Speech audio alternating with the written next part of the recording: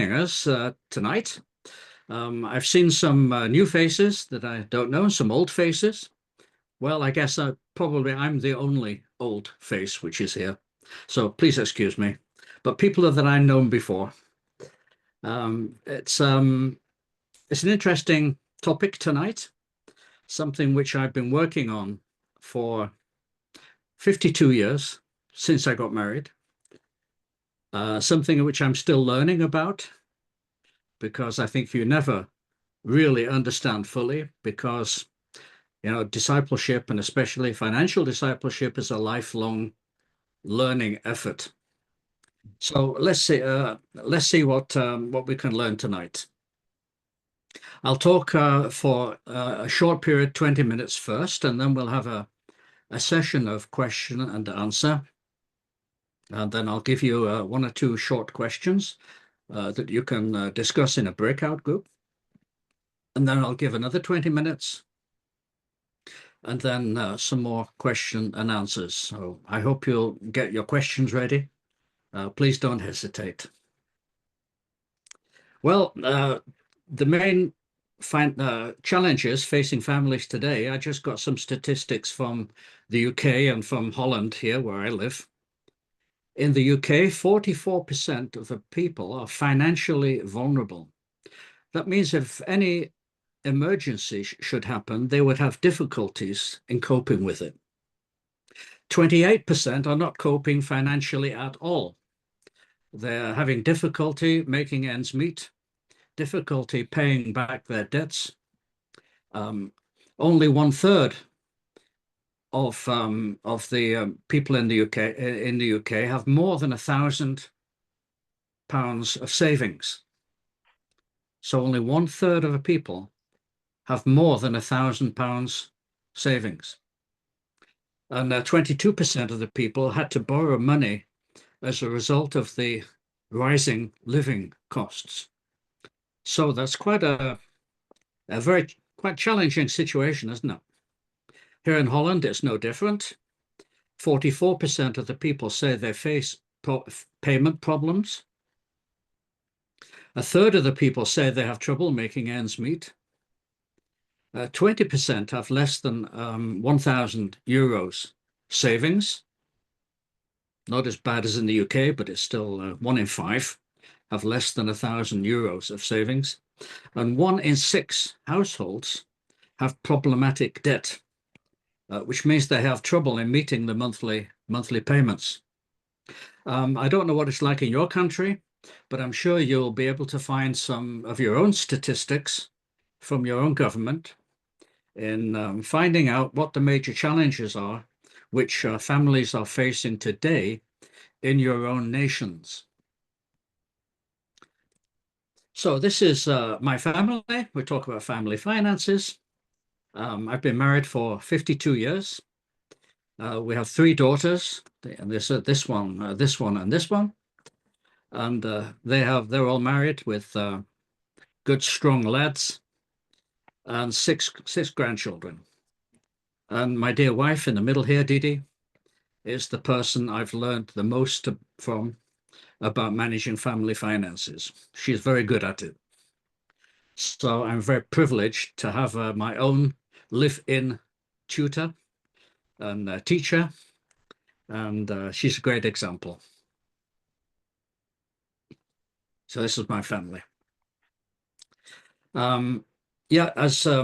These are the materials that Compass have available for directly regarding marriage and family.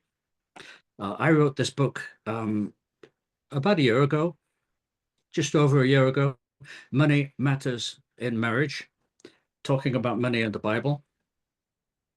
I believe that Compass Europe is going to publish this one in the middle, Financial Discipleship for Families, Intentionally Raising Faithful Children by Brian Holtz, who is, I think, the president of Compass in the USA. And then the one on the right is a small group study with about 6 parts, 6 chapters on money and marriage God's way, which was written by the founder of Compass, Howard Dayton.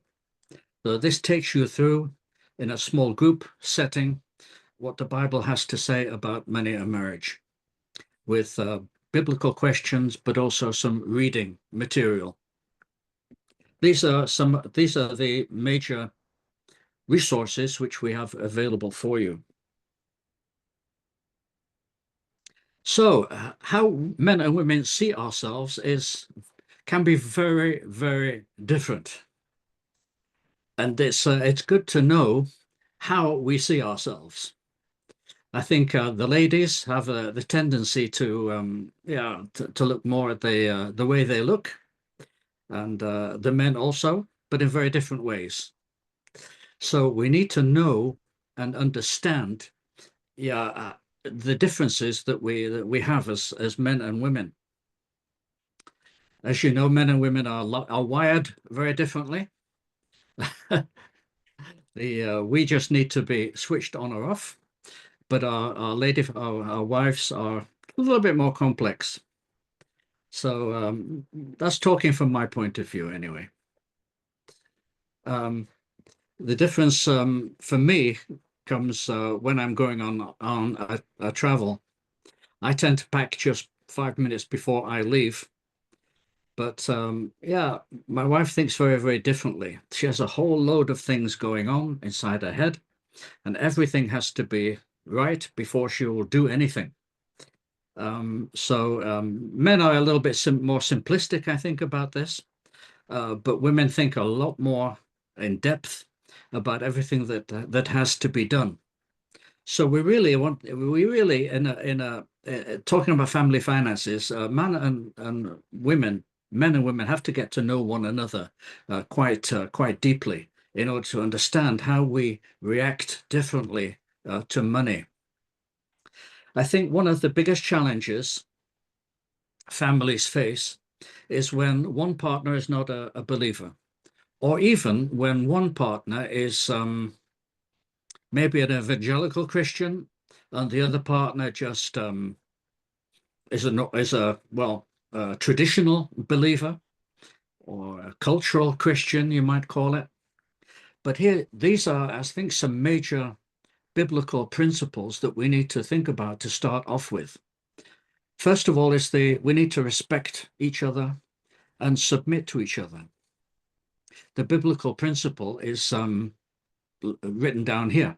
Wives, submit yourselves to your own husbands as you do to the Lord. This doesn't mean blind obedience, but rather showing respect and a willingness to work together. And likewise, husbands, love your wives, just as Christ loved the church and gave himself up for her. We as husbands must show sacrificial love and prioritize the well-being of our wives. So this principle of mutual respect and submission is very, very important. Just following the model or the example of Jesus himself. And we need to be willing to put our spouse's needs and concerns above our own. Now, this can cause quite some tension, especially in finances. When somebody wants to give, for instance, one partner wants to give and the other one says, why do we need to do that? We can't afford it. This can cause quite a lot of tensions. Another principle which I've written down here in the Bible is called the one another's principle. There are a lot, and I mean a lot, of references, scripture references in the letters of Paul especially, where it says submit to one another, respect one another, love one another, be patient with one another. So if you're thinking about how to relate to your spouse, to your partner, marriage partner, study these one another's. There must be, I don't 60, no, a lot of them. I'm not sure how many, but a lot of them. So we really need to get to understand our partner. And there are two exercises which we have done, and which I would recommend that you do. One of them is to discuss your money story with one another. And the second one is to share or discover and share your money personality with one another. So your money story will tell you how your experiences in life have shaped how you deal with money, how you manage money and how you spend it, how you save it. And your money personality will also tell you a lot about how you react to money. We have a couple of tools here, and you can find these on our website. First, know each other about money personality on the left-hand side here. We have a very simple DISC test: dominant, introvert, cautious, and steady. These are four basic personality types. And if you do this test, it gives you some examples from scripture on which scriptural or which Bible personalities have which temperament or which personality, and helps you to discuss it with one another so that you can understand how you react to money, how you react when you have money, how you view it, how you manage it, what you like to do, what you don't like to do. This it's a very simple DISC test. You can look at this on our website. I really recommend you do that to get to understand each other. The second test, which is also up there, is called My Money Story. You know, what happens when you're growing up really colors determines your attitude to money in later life. It's a well-known psychological phenomenon. So what is your earliest memory about money? What did you learn at home? What was your first Saturday job? What did you do with the money? Your first job? What was your big major purchase and how did you feel about that? No. Just from my point of view, I had a very traumatic experience when I was 15 years old because my father lost his job. And we had to move home from one day to the next. The only things that I could take with me was what I could carry in a suitcase and my dog. I had to leave everything behind. And later I learned that all the possessions we had were put into storage and later sold off to pay back some debts. And this has affected me throughout my whole life because really I don't value possessions at all. It's really helped me actually. On the one hand, because I can really easily do without stuff. I really can. I live quite a simple life, I think. It's caused me problems in my marriage once or twice because I also give away things which belong to my wife, which I shouldn't really have done. But I can give things away so very, very easily. Regarding the DISC personality, I am a high D and an I type, kind of dominant. I like to do things my own way. And I need to learn to share things with my wife, who is kind of a very C type, calculating, cautious. She sees the dangers behind almost everything. I tend to believe people. She tends to believe no one. So these two personalities, we could clash. If I didn't see my wife as kind of a resource to help me making decisions wisely, then I could easily see her as a threat to me, not to get my own way or not to get on doing things. I'm very active. I like to do things, and my wife is very reflective. She likes to think about things first and doesn't like surprises, doesn't like things happening without her knowing beforehand. So these two little exercises are very important, I think, in getting to know your spouse regarding how you react to money, how you use it. Number two, paying off debt is, I think, a very big challenge facing people these days. The Bible is very clear, owe no one anything except to love one another. And being in debt or unable to pay back your debt strains a relationship.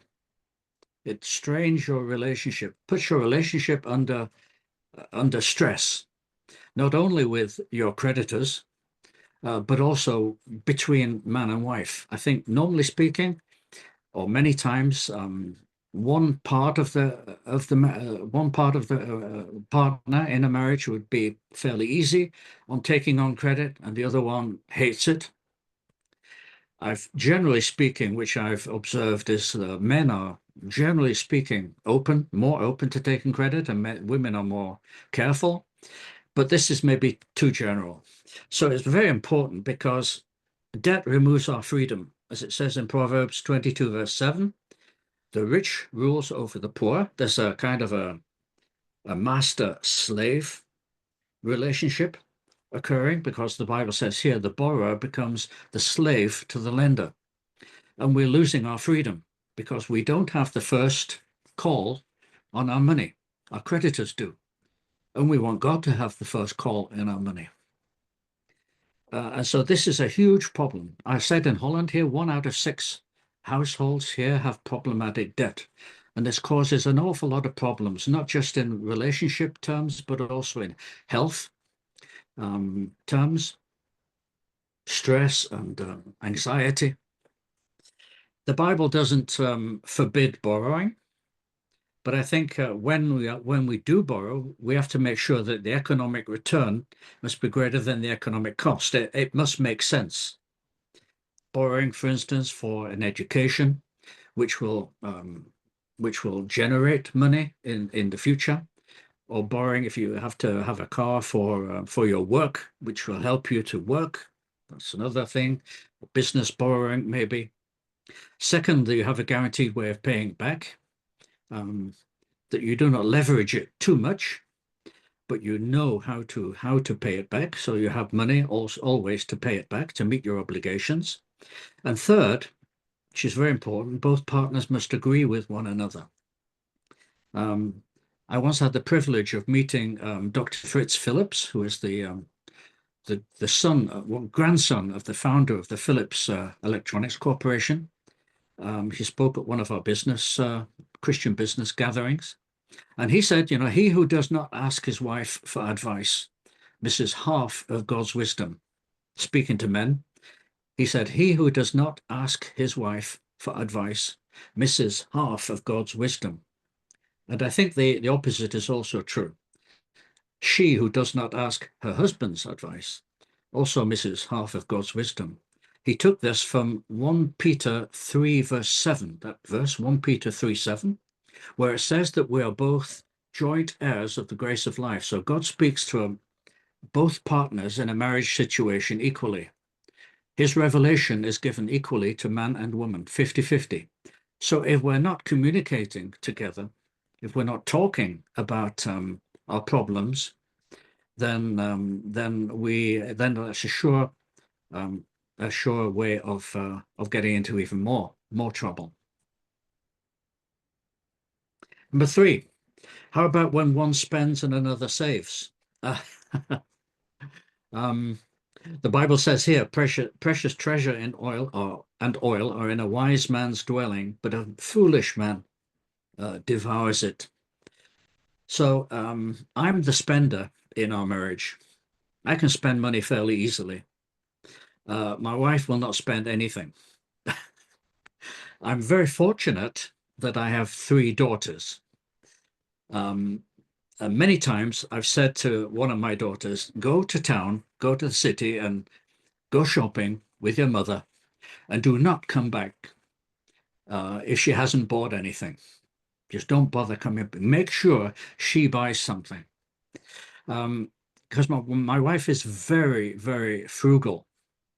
I think she learned this growing up. Her father was a dock worker in Rotterdam. She was born on a boat, on a barge, in turn for river traffic. Later on, they went into a regular house, and her father worked in the docks. So they didn't have a lot of money growing up, and that has helped her to be more frugal, very careful with spending money because they never ever had anything. So how do you deal with when one partner is a spender and the other is a saver? I mean, that often happens. Well, I think find middle ground. When you're making your budget or your spending plan, take this into consideration, um, so that you can help both types of personalities. Have joint savings goals. This really helps. Because whenever we're saving, saving should always have a goal attached to it. Otherwise, it's just money. And there's a power behind money called mammon. And when we're saving without a goal, it can get our hearts and our minds so very, very easy, very, very quickly. So every saving must have a goal attached to it, a purpose. But also, I think when we're making spending plan, it's good to have some, yeah, what we call freedom spending, some pocket money, you may call it, or some part of your income where you can choose yourself how you use it. And this makes the spender, gives them a little bit of freedom, and the saver gets a little bit of assurance that that spending is limited. But it's important to communicate openly about your concerns. The saver is looking for security, and normally tends to look to the goals or what you can get from saving. The spender is looking for experiences more often than not. And so communicating about this and talking about it together is vital. It's very, very important. It's number 3, I think. Number 4, in many cases, one partner earns more than another. And this can cause quite a lot of problems. So we must work for unity. This example of Jesus here is so very important. Complete my joy by being of the same mind, having the same love, being of full accord and of one mind. Do nothing from selfish ambition or conceit, but in humility count the other more significant than yourselves. Let each of you look not only to his own interest, but also to the interest of others. Well, yeah, we should be happy and thankful about anything which is coming in. So, but separate accounts or joint accounts is a question which I'm often asked.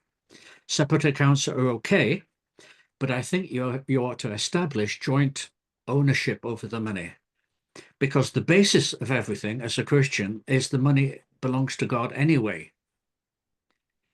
God is just giving one partner more than another at this particular point in time. At the beginning of our marriage, when I was still studying, my wife was earning quite a lot of money. She was a chemist at Unilever Research Laboratory, and she kind of, well, kept us going for quite some time. So we ought to be thankful that for any income that comes in, because it is God's money. And so really it's not important to say mine and yours. The first thing we need to say, it's all God's. So we ought to establish joint stewardship, not joint ownership, but basically joint stewardship, and talk about our money. And the biblical principle is that two shall become one. We are just one. Separate accounts is good if these accounts have a separate purpose. For instance, the salary of one may be used specifically for fixed costs, like paying the mortgage, paying some insurance premiums, paying some subscriptions, paying for energy bills, facility bills, things like that, which come back in. Another account could be for saving. Another account could be for living costs. So several accounts are okay as long as you have joint kind of stewardship over these accounts, and they should be in both names, wherever possible. And the last part of this first section here, when things are kept secret. Oh, money secrets are so so widespread that one partner doesn't tell the other what they're buying. And the Bible is clear, stop telling lies. Let's just tell our neighbors what we're doing because we're all parts of the same body. And there's nothing that destroys trust like secrecy. That's why that's my time finished. That's why we should be very open and transparent, because transparency builds our trust account. If we are transparent and open, that builds trust. I found it helpful to have a money date now and again to discuss with one another about money, about how we're spending it, what we're spending it on. Maybe look through your accounts, maybe look through your bank statements now and again. And when there are problems, we must be sure to confront one another in love. And it's important to use I statements like, honey, you know, I don't feel good about this. This really hurt me, what happened here. Keep it to yourself, because that kind of establishes a little bit of rapport rather than accusing the other straight away. And don't use always and never. Those are things which kill communication. You always do this and then never do that. But try to use kind of I statements and keep it to yourself. And then try to understand the root cause of why things are kept secret. Maybe there's some emotional needs that you do some therapeutic, that one partner does therapeutic shopping because they're depressed, maybe some addiction, or maybe because of some past trauma. So there's quite a few reasons for things being kept secret. And I think this is a very, very big problem in family finances these days, especially between marriage partners. Well, those are a few things, Q&A. Okay, we have some questions arriving already. So the first one is, the interesting topic. The first one is, what do you think about mortgages, buying houses or flats on a long-term debt?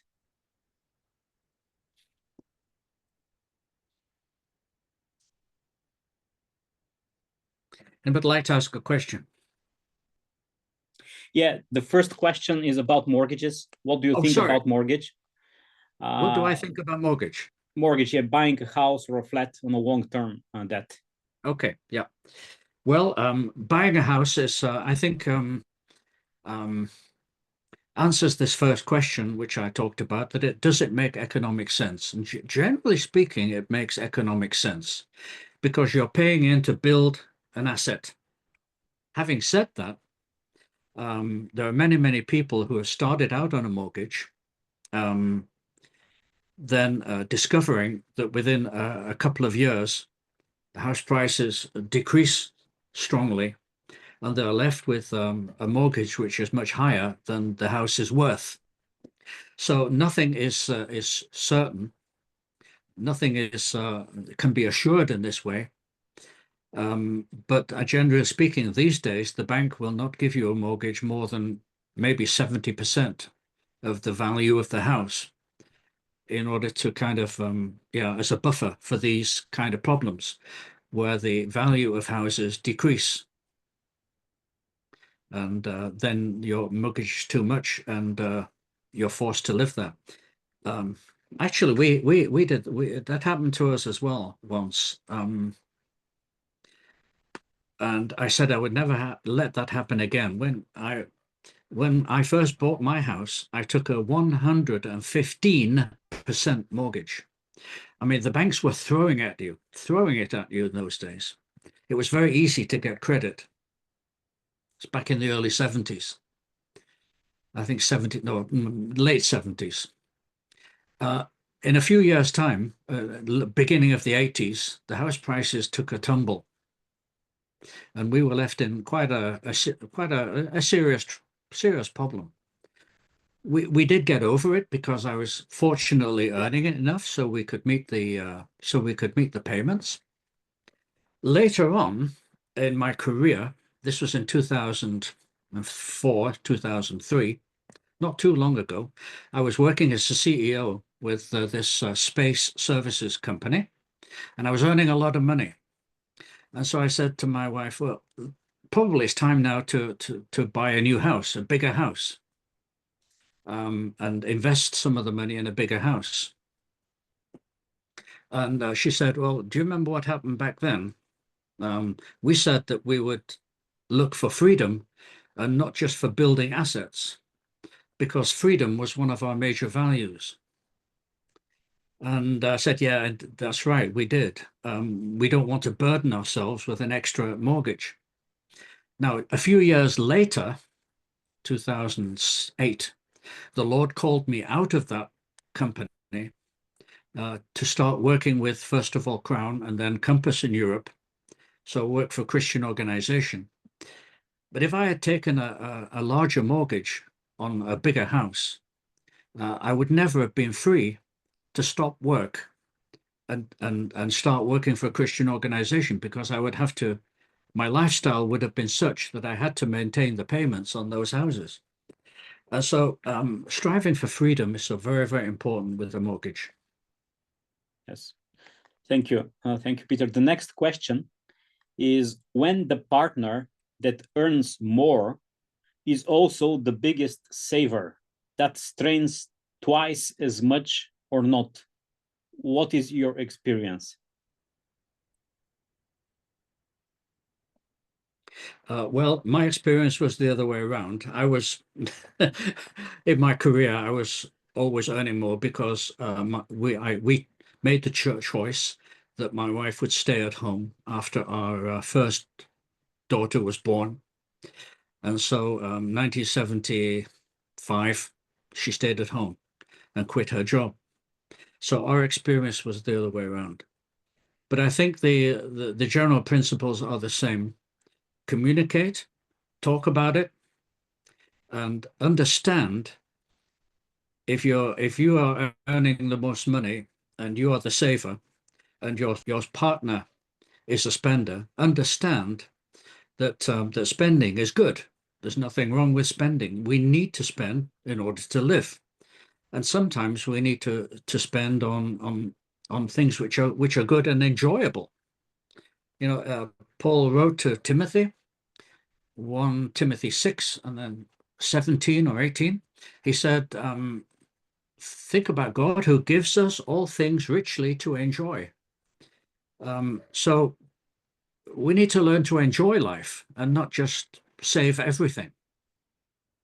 So, but the principles are again the same. Because you are one, reckon and take knowledge, take account of people's feelings and people's wishes, the other person's wishes, and see how you can reconcile these in prayer with one another. Pray about it together, and talk about it together. Okay, thank you. The next question is, we've talked about saving or acting wisely with our resources we have in hand, but I believe that prosperity comes when we consecrate our lives and our possessions to God. I'm not just talking about tithing, but thanking God for everything we have and recognizing that everything comes from Him. I would appreciate hearing your feedback on this. Well, if I've understood it right, absolutely, I agree. Everything comes from God, and that's the first decision we all have to make, is to pass on or to give back everything that we have under our control to the control of God Himself, because it's His money. We have been bought with a price, says the Bible, the blood of Christ. So everything that we have in our possession belongs to God. And so every spending decision is in fact a spiritual decision. Not that we have a prayer meeting before we go into the supermarket about which bread we should buy. You know, I don't mean that. I mean, pray about, especially about major expenditure that you have. Pray together about it. Ask yourselves, do I really need it? because we're spending God's money. And to the extent that we have the consciousness that we're spending God's money, to that extent will we be good stewards of the money that He's given to us to use. Is that? Yeah, I think, yeah, okay. The next one is, I think that the biggest problems will arise when one of the partners is overly dominant and lays claim on the money and the ways of spending and saving. What is your view on this and how we can help when such situations arise?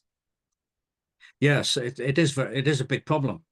If one of the marriage partners is dominant and doesn't take the feelings or the personality of the other one into account at all, it's a big problem. That's why I think doing such a disc test would be very useful for that, because then you're confronted with what kind of personality type you are. The outcome of this test and dominant, it not only gives you the positive sides of being a high D, that's dominant, but it also gives the negative side as well. So what would happen if you're too dominant? Then you go your own way, you don't see what's happening around you because you're so fixed on your own goal. You don't take feelings of the other people into account. You may be making the wrong decisions. So it's doing this very simple disc test and talking about it with one another can help a lot. And one clarification question about the mortgage. So do you say that if we buy a house on mortgage, we lose our freedom? No, no, no. Basically speaking, I said it's not wrong to borrow money. The Bible never prohibits borrowing money. You only get into a problem when you cannot pay it back. A borrowing is not a debt. Yeah, it morally or ethically, it's a debt. In accounting terms, you have a debt, but in moral terms or ethical terms, you're only in debt when you cannot pay it back. Then you lose your freedom. Do you understand the difference? And you lose your freedom when you cannot pay back. So having a mortgage doesn't necessarily make you lose your freedom. If you the principle is if you can sell the house and it covers your mortgage, there's no talk about not losing your freedom because you can pay back your obligations. It's a guaranteed way of paying back if you have to. If you have to. Number 6. I promised 10, so number 6. When you don't know where the money's going, that causes a lot of problems with family finances. It's all about self-control. It's all about making a spending plan. So be disciplined. The Bible says a man without self-control is like a city broken into and left without walls. It's the last of the fruits of the Spirit, self-control. So we need to know where the money is going. Many people say we have more month left than money. So you reach the end of the month and there's no money left. And it's not called cash flow for nothing. Money only goes one way, and that's like a river flowing downwards. So we need to know where our money is going. And if you have these kind of problems, I really recommend that you track all your expenses for a minimum of 30 to 90 days. Write down everything you spend. And sometimes this is very confrontational. Once actually now 2 years ago, I needed to lose a lot of weight. I probably need to do it again. But especially 2 or 3 years ago, I needed to lose weight. And the first thing the dietitian says is you need to write down everything you eat. I said, yeah, I don't eat a lot, 3 meals a day, and I don't eat chocolate and sweets or anything like that. No, write down everything you eat. And I was eating a lot more than I thought. is very, when you write down what you're spending a lot more than you thought, almost in every case, a lot more than you thought. Excuse me. So write down and track your expenses for 30 to 90 days. Create categories and analyze your results. So put some into fixed costs, some into variable costs, and even then groceries or things that you need for the drugstore or personal health care, and then some fixed cost like subscriptions or insurances or rent or mortgage, and then make a spending plan, and then regularly evaluate it. If you don't know where your money is going, one of the best ways that I've seen people use is this envelope system. You if you're paid monthly, you take out your living expenses and divide it into 4 envelopes or more envelopes into the categories that you have most difficulty in controlling. So, and put money in these envelopes and spend only what is in the envelope. You can do that digitally as well. You make a plan, make some kind of digital envelopes and portion some money into these different categories and use only that. So you could also digitally do that as well, because it's tough to get cash these days. I don't know how it is in your country, but here there's not many people using cash anymore. Then use direct debits for obligations like insurances or like rent or mortgages or things which are fixed. So then you know every month where this is going for your fixed costs. And that's fairly easy to track where your fixed costs are going. Where the problem is in the variable costs, like supermarket or the drugstore or the hairdressers or the other kind of shopping that you do for living expenses. I find that also that separate accounts for different purposes may help sometimes, like one account for the fixed costs. I talked about this a little bit just earlier. So one salary goes into one account, and that goes for that is spent for mortgage or rent and fixed costs like insurances or energy bills. One account for supermarket general living costs, one account for saving. So different accounts for different purposes helps a lot also to track where your money is going. So that's a very big problem in family finances, that we reach the end of the month and we find out that we haven't enough money to see us for the end of the month. More month than money.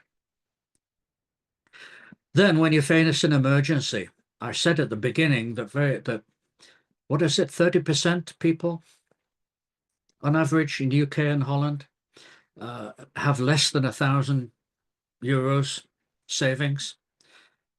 And when an emergency comes, they're in trouble. I think at least an emergency fund of €1,000. It should be the minimum that you're saving for, because that would pay for if your car needs a repair or service. Even repairs these days for €1,000, you can't get a lot of car repair for that. Or if your washing machine breaks down, your dryer, you need to buy one, and if you don't have this emergency fund, you have to borrow for it. That could bring you into serious trouble. So form an emergency fund, and I think a goal of 3 to 6 months income is very wise before you start saving for long-term goals. You don't know what might happen different things may happen. You might even lose your job. And in the short term, you need money to have a couple of months that you can look around for a new job without having to worry about your income. You might have unexpected hospital expenses, healthcare problems. You might have something happens to your family that you need to buy something for. So having an emergency fund or not having an emergency fund, I think, is one of the top 10 problems that families face, because emergencies will and do happen, unfortunately, but we need to be prepared for them. Then, when you want to give, but you think you can't afford it, especially, I think, people on smaller incomes, although I don't know if it's limited only to people on smaller incomes. The biblical principle is on the first day of every week, each one should set aside a sum of money in keeping with your income. So giving God's part first, giving some to God first, is very important. Seek first his kingdom, so also with our money, and his righteousness. The Bible says all these things will be given to you. I think if we honor God, the Bible is very clear, if we honor God with our money, if we honor God with the first of our money, then he will look after us. This whole chapter of Matthew 6, these verses, it talks about, the birds of the air and the lilies of the field, how God cares for them. Each day has enough to worry of its own. The Lord, don't worry about tomorrow. The Lord will take care of you. Now, if you're on a very low income, you say, I can't afford to give. I would say you can't afford not to give as a Christian, because then you're not experiencing the wonderful provision that God promises if only we honor him first. So I think we are to pray and ask God for the capacity to give. Start small. Even if you put your coins in a jar, the spare coins that you have in your pocket every day or a couple of times a week, put it in a jar, save it away, and give that. And more important, I think, look for ways to reduce your spending. If we do our best to honor God by putting aside some each week or each month, he will honor us by providing all that we need, because he has promised to give us each day our daily bread. He will never let us go hungry. He won't. And the Bible says, keep your lives, this Hebrews 13:5, it's one of my favorite verses, keep your life free from love of money. And be content with what you have, for he has said, I will never fail you or forsake you. So you say, what can man do to me? What can happen? When I want to give but can't afford it, I must ask myself, I can't afford not to give. So Lord, help me to start. Even a small amount of money. We talk a lot about tithing. And the tithe is 10%.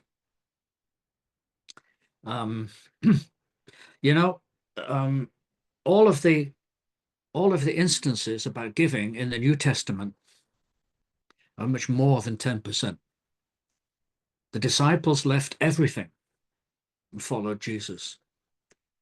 The widow with the small coins was everything that she had. She gave 100% of what she had. And I can't imagine that widow went away depressed, wondering how ever she was going to live. I'm convinced that she gave 100% of what she had, because she was convinced that God would take care of her. Number 9, when you're thinking about the future, anxiety for the future. Will I have enough? Will I ever have enough? That causes a lot of people problems about not wondering if I'll ever be able to reach some of my long-term goals. And not setting goals, I think, is a big problem with family finances, because then we tend to live from day to day. We tend to live short term. But the Lord wants us to set aside, save some things for future goals. I said every saving should have a goal. And that may be an answer to one of the questions that I had before. If we're saving for saving's sake, then we're trusting in money. And that's very dangerous. That's mammon. The spirit of mammon can come in and tempt us to love money. So if savings do not have a goal, then we tend to love money and not God. So we need to sit down together and think about our future needs, about long-term plans. Maybe pay back long-term debt, mortgage debt, or business debt. Maybe save to start a business or to invest in somebody else's business. We were able to pay our mortgage back a lot quicker than we ever thought. And now I'm very pleased that we have no mortgage debt, because we could live off far less money than we otherwise would be able to if we had a high if we still had a mortgage. I have a business. I invested in I had the goal of wanting to invest in a business as a mission. So I've been investing in some businesses who are set up for evangelism in developing countries. I've got long-term goals regarding education, maybe your own education, or one of our goals was to put all of our 3 girls through university without having to borrow anything. We didn't want to burden them with any student debt.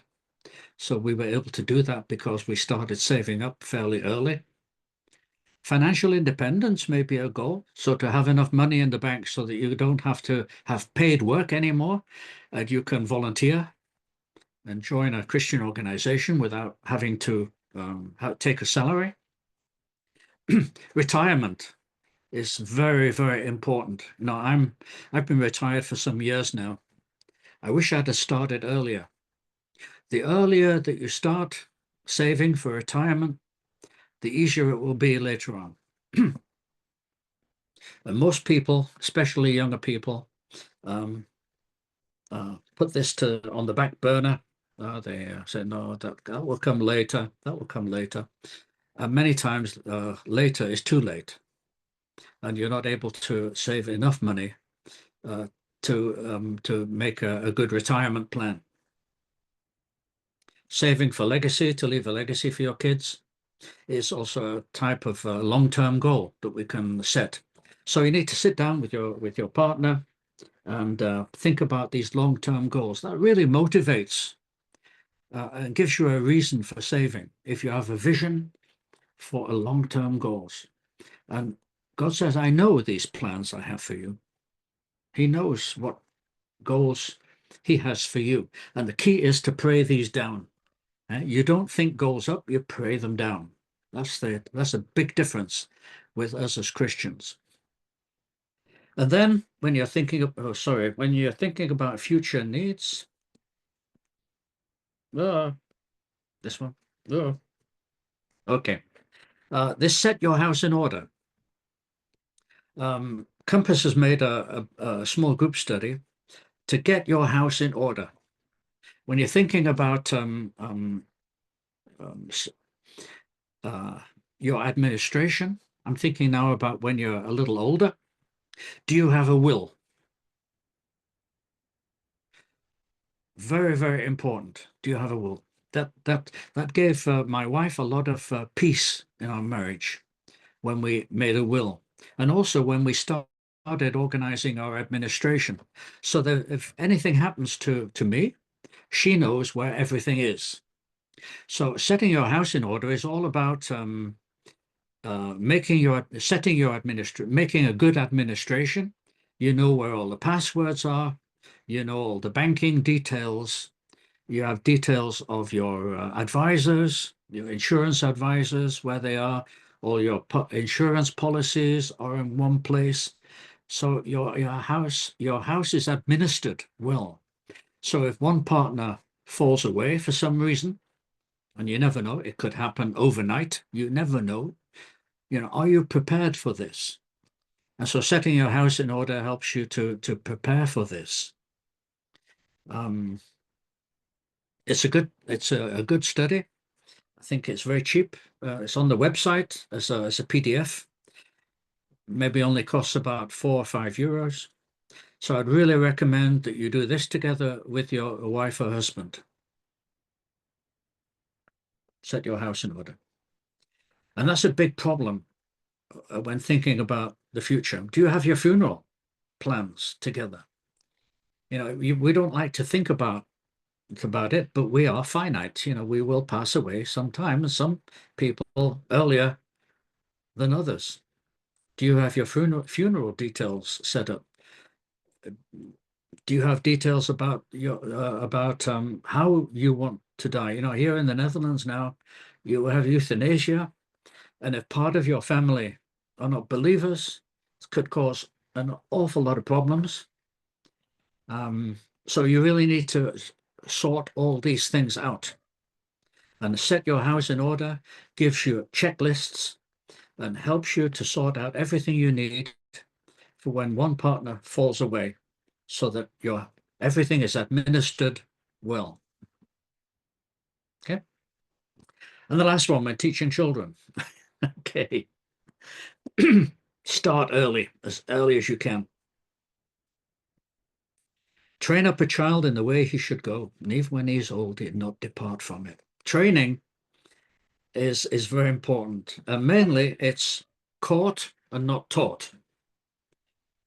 Caught and not taught. Kids, they will do what they see you doing. I've really experienced this. So if you are disciplined and living on a budget, they will be. My wife and I, when we started out, we said we will never have any consumer debt, only for a mortgage. And we've never had debt during our whole life, nothing, except for one mortgage. My kids don't have any debt now. Our eldest is 51, and the youngest, I think, is 46, 45. They've no debt. And we see them now doing what we have done regarding money. Not that we did a lot of teaching, and I must admit we didn't do a lot of teaching. So, but we did give them an example to live by. One of the most important thing in teaching kids is delayed gratification. It's giving up something today in order to get something better in the future. Delayed gratification. It's called saving, basically, but saving with a goal. That means foregoing something today, just not spending your money right away, so that you can get something better, what you want in the future. Saving for a bicycle, saving for this concert or whatever. Give them pocket money, but teach them to save for specific goals. So create learning opportunities, discuss pocket money spending, discuss paid work. What do you do with the money? Own budget for clothes, which we did with our girls. We gave them quite early, I think, a spending plan for their clothes. Discuss prices together when you're shopping. Why do you buy this and not that? And be open with your own budget, which we did as well. When I remember one time when they wanted to buy new sweaters, it was all the fashion. These sweaters with a specific logo on them. We said, no, we can't do that because we can't afford it. It's not in our budget.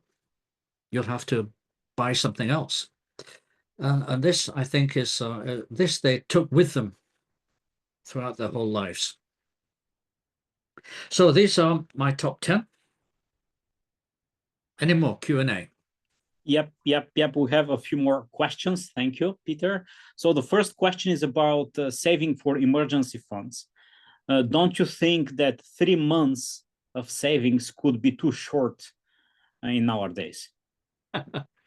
Well, maybe. It depends what happens. Yeah. As an emergency. If you lose your job, you need minimum of 3 months, I guess. I don't know. Well, these days it's fairly easy to get a job. The economy's good. But we have had times when it's difficult to get a job. So you'd probably need 6 months or a year. Yeah. So, Okay. 3 months for some people may be a huge amount of money. Yeah. 3 months of income. So 3 months probably could be really the bottom line, the minimum target. I think €1,000 is the absolute minimum. Absolutely. Yeah. Okay. And then 3 to 6 months, we would recommend. Yeah. Okay. Then Christina shares that when she started her business a few years ago, they gave to God the first income they received, the first invoice, and then they experienced a lot of blessings. So what would be your reflections of this for giving the first fruits to God? Well, we don't give to get. Yeah. We give because we love God. Giving is a deed of worship. We give because we worship God. I remember somebody, a friend of mine, he became a Christian. He was a business guy, and he started to honor God by giving the first fruits of his business profits. And he said, after I started doing that, and he did it monthly, he said, things went down. And I thought I would be blessed by God. And in his specific case, it's because the type of business he was doing was not ethical. God had to break something down before he could build something up again. So it's in no way a guarantee, in no way a guarantee that we will become prosperous from it. Yeah. But we will be blessed in many other ways. Wealth, we will be blessed with wealth. Spiritual wealth, relational wealth, I believe also productive wealth, not necessarily financial wealth, but maybe. So there are different types of wealth with which we can be blessed. Okay, thank you. And could you give some advice for people who are just starting to save and invest? What should be the practices? What should be the first goals? Well, the first goals is basically your emergency fund. That's your number one first goal when saving. Then I think saving for long-term needs like retirement. Save as early as you can, because then the sooner you can start saving for retirement, the easier it's going to be later on. Okay. Then you don't have to put away a large amount of money later on. Saving now, it works for you so that it's easier later on. Then I have to save for your time. Then start your goals, whatever they may be. Then you need to pray and ask God to reveal those goals to you. And that's going to depend upon what you want yourselves. I mean, you can make your request known to God, but do this in prayer with each other and with God. Okay, and maybe one last question. What would you tell to people who live on really low income? What do I tell people who live on a low income? Yes. What would you advise people on low income? First of all, God doesn't make mistakes. And he calls different people to different economic levels. The first thing is to thank God for the economic level that you are in right now. Because gratitude and praising God opens a door for him to start working. If we complain, the door I believe, will be closed. So the first thing is to give thanks for the economic situation that you're in right now. And the second thing is, Lord, we need more because we need to do this and this and this. So make your plan, make your spending plan. You could make a faith spending plan. Do you understand? A faith spending plan, which means make a spending plan as though you believe that God is going to provide it. Basically, you're saying to God, Lord, if you will provide this and this, then I will be thankful for it. And then start praying for it. Start working towards it. Maybe the Lord opens some doors that you can work an extra job. Maybe there's something you can sell that will bring in extra money for you. Maybe he will help you to get a new job, which brings in more money. All sorts of doors can open, if we start praising God and thanking him for our situation. And then he will use what we have, what we put into his hands, or is it a small amount, he will multiply it. Because whatever we put into God's hands, he will multiply it. We see this all through Scripture. But the first step is to be thankful and to give what we have into God's hands. And then he can start using it and helping us to be more effective, I think, with the money that he gives us.